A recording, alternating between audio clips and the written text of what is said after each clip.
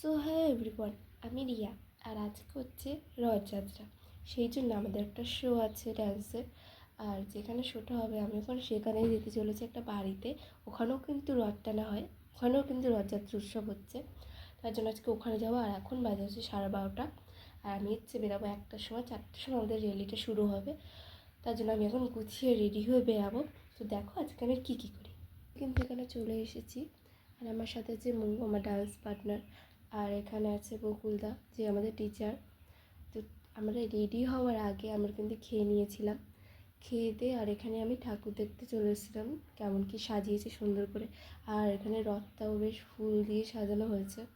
আর মন্দিরের ভিতরে কিন্তু অনেক রকম ঠাকুর ছিল, যেমন রাধাকৃষ্ণ, তারপর ছোটো লাড্ডু গোপাল, আর জগন্নাথ তো আছে, এরা সব ছিল। আর আমরা এখন এখানে যাব মেকআপ করতে। আর ড্রেস আপ তো পরে করবো, আগে মেকআপটা সবাই মিলে করে নেবো। তারপর তোমাদের দেখাবো পুরো ফাইনাল লুক। মেকআপ করা কিন্তু পুরোপুরি ডান হতে চলেছে। আর এখানে দেখো সাদা ভূত, তো মেকআপ মাইখা সাদা ভূত হয়ে গেছে, কি বলবো। আর আমিও কিন্তু এদিকে রেডি হয়ে গেছি। তো এই দেখো আমাদের দুজনের ফাইনাল লুক, সাদা পরি। আর আমাদের মেকআপটা একটু হাই দিতে হয়, কারণ যেহেতু লাইটিং পড়ে, কারণ লাইটিংটা মুখে পড়লে না মুখটা গ্লেজ দেয় না। সেজন্য আমাদের একটু বেশি হাইতে মেকআপ করতে হয়। তার জন্য আমরা এত তো মেকআপ করেছি। আর মেকআপগুলো কিন্তু আমি নিজেই করেছি, আর নিজেরটা আমি নিজেই করেছি, কেউ করে দেয়নি। আর এর জন্য একটু বেশি হয়ে গেছে মনে হচ্ছে, কিন্তু বেশি হয়নি। কিন্তু এটা এইভাবেই মেকআপ করতে হয়, লাইটিং করলে মুখটা ঠিক হয়ে যায়। আমরা কিন্তু এখানে পুরো ফুল কমপ্লিট হয়ে গেছি। আর এখানে দেখো রথে যজ্ঞ দাদাকেও তোলা হচ্ছে। সবাই কিন্তু সব পুরো কমপ্লিট। আর একটু পরেই কিন্তু আমরা বেরাবো, তখন তোমরা আমাদের পুরো নাচটা দেখো। ওকে।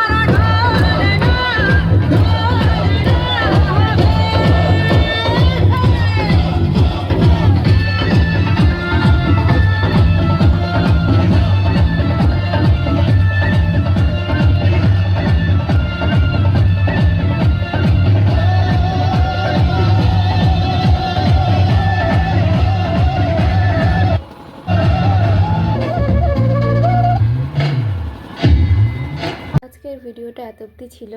তোমাদের সবার যদি ভালো লাগে লাইক কমেন্ট শেয়ার সাবস্ক্রাইব করে দেবে। তো বাই।